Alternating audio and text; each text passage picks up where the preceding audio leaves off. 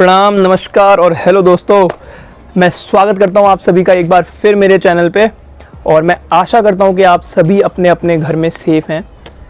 आज का जो मैं ये व्लॉग बनाने जा रहा हूं ये बहुत ज़्यादा स्पेशल है क्योंकि मैं आज जहां आपको ले जाने वाला हूं वहां लोग दूर दूर से आते हैं, ठीक है, और वहां आने के बाद एक लर्निंग लेके जाते हैं, इमेंस लर्निंग लेके जाते हैं और वो कुछ ऐसे लोग हैं जिन्होंने पूरी दुनिया बदली है। अगर मैं आपको वो 4 जो टॉप 4 नेम्स हैं वो बता दूंगा तो शायद आप भी शॉक्ड हो जाओगे। पहला नाम Steve Jobs, the founder of Apple. दूसरा नाम Larry Page, the founder of Google. तीसरा नाम Jeffrey Skoll, the founder of eBay. और चौथा नाम मार्क जुकरबर्ग, जिन्होंने वर्ल्ड को फेसबुक, इंस्टाग्राम, व्हाट्सएप सब कुछ आज फेसबुक के अंदर है। तो ये इतने बड़े बड़े नाम जिन्होंने पूरी दुनिया बदल दी है वो हमारे देश में आते हैं और इस पर्टिकुलर जगह में आते हैं और कितना कुछ सीख के जाते हैं। तो चलते हैं, मैं आपको दिखाता हूं कि वो कौन सी जगह है।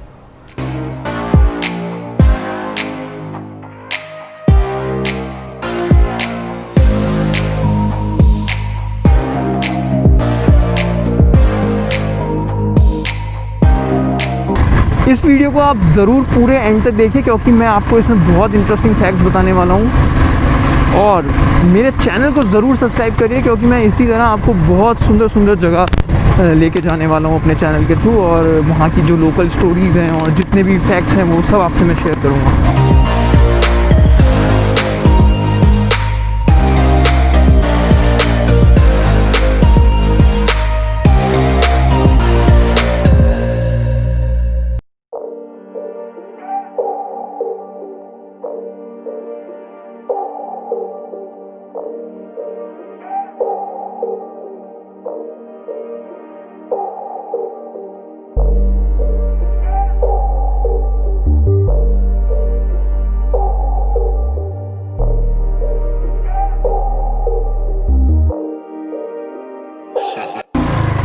तो मैं आपको बहुत सरप्राइज़ में नहीं रखता हूँ और मैं आपको बताता हूँ कि मैं आज कहाँ जाने वाला हूँ। उस जगह का नाम है कैची धाम और उस जगह की स्थापना की थी नीम करौली बाबा महाराज जी ने।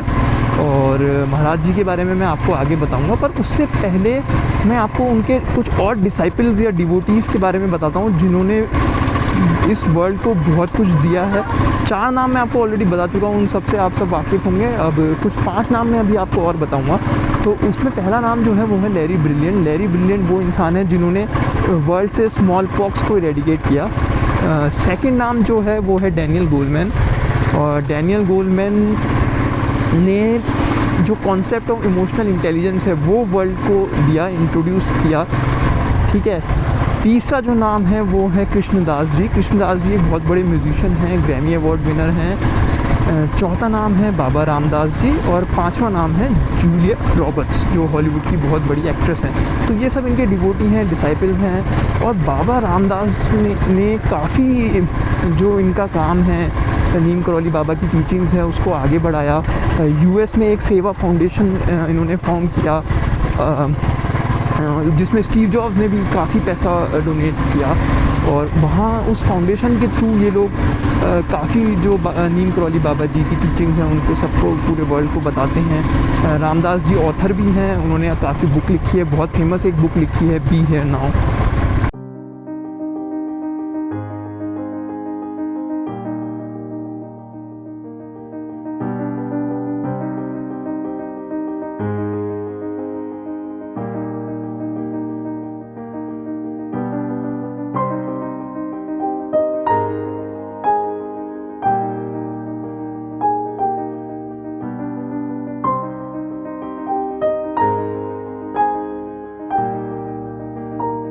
तो जो आप मेरे पीछे देख रहे हैं वही कैची धाम है हमारा आज का डेस्टिनेशन और नीम करौली बाबा जी का आश्रम भी यही है।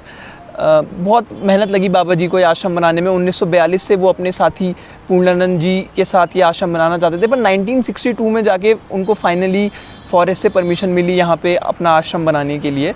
उससे पहले वो यहाँ पे मेडिटेशन किया करते थे। तो हर साल 15 जून को यहाँ पे मेला लगता है। उस मेले में 1 लाख से भी ज़्यादा लोग आते हैं और भंडारा होता है। पूरा डिस्ट्रिक्ट का एडमिनिस्ट्रेशन लग जाता है उसको मैनेज करने में, मतलब देखने लायक होता है। वो बहुत दूर दूर से लोग आते हैं। बाबा जी के इतने डिवोटी इसीलिए हैं क्योंकि वो कभी और गुरुओं की तरह उपदेश नहीं देते थे। बस जो लोग आते थे उनके साथ वक्त बिताते थे, और उनकी जो अंदर जो पॉजिटिविटी थी, और कभी कभी वो कुछ कुछ ऐसी बातें अपने डिवोटीज से और अपने भक्तों से ऐसा कुछ कह जाते थे जो उनकी ज़िंदगी बदल देता था। ऐसा ही एक इंसिडेंस मैं आपके साथ शेयर करूंगा जो बाबा रामदास जी थे। बाबा रामदास जी बहुत बड़े लेखक हैं, उन्होंने काफ़ी बुक्स लिखी हैं और बहुत स्टॉन्च डिवोटी और फॉलोवर हैं नीम करौली बाबा जी के। नीम करौली बाबा जी का सारा काम ही जो आगे बढ़ाया वो बाबा रामदास जी ने बढ़ाया। यूएस जाके सेवा फाउंडेशन भी उन्होंने खोला। तो बाबा रामदास जी जब पहली बार यहाँ आए इंडिया, तो वो आए थे, उन्होंने LSD जो पिल्स होती हैं उसको बनाया था। तो LSD पिल्स का एक्सपेरिमेंट करने के लिए वो इंडिया आए थे। उन्होंने जितने भी साधु हैं और जो स्पिरिचुअल लोग होते हैं वो उनके साथ उनको वो पिल्स देते थे, उनके साथ रहते थे और एक्सपेरिमेंट करते थे कि ह्यूमन माइंड पे इसका क्या असर पड़ता है इन पिल्स का। तो जब बाबा जी से वो पहली बार मिले, नीम करौली बाबा जी से पहली बार मिले, तो उनको वो बहुत ज़्यादा इम्प्रेसिव नहीं लगे। बहुत साधारण से व्यक्ति थे, क्योंकि बहुत साधारण तरीके से जीवन जीते थे बाबा जी। तो जस्ट अनदर, ऐसे ही उन्होंने उनका परसेप्शन बनाया कि जस्ट अनदर साधु, मगर उनका ये परसेप्शन बहुत जल्दी चेंज होने वाला था। तो अगले ही दिन बाबा जी, नीम करौली बाबा जी आए रामदास जी के पास और उनको बोला कि कल रात जब तुम आसमान को, चाँद को देख रहे थे, तो मुझे पता है तुम अपनी माँ को याद कर रहे थे और तुम्हारी माँ की मृत्यु जस्ट 6 महीने पहले हुई है।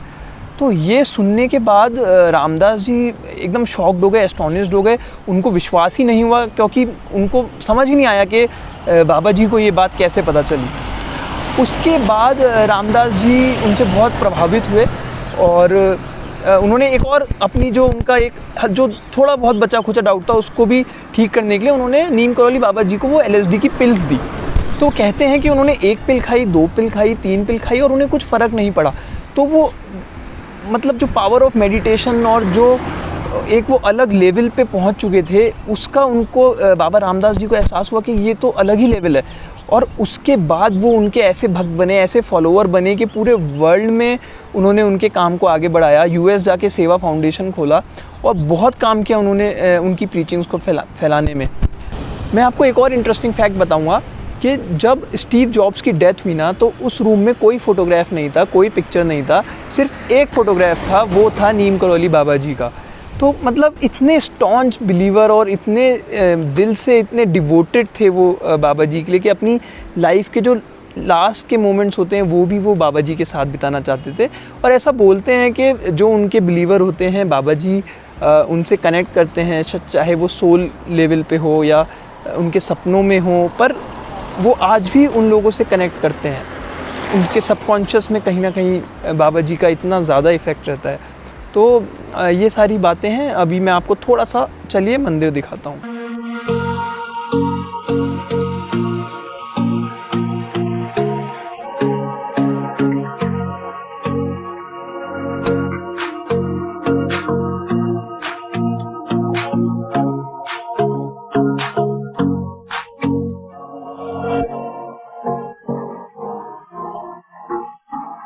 मैं जस्ट मंदिर के बाहर बैठा हूँ और दर्शन करके आ गया हूँ। मैंने अंदर काफ़ी टाइम स्पेंड किया और काफ़ी पीसफुल है अंदर, मतलब काफ़ी सुकून मिलता है।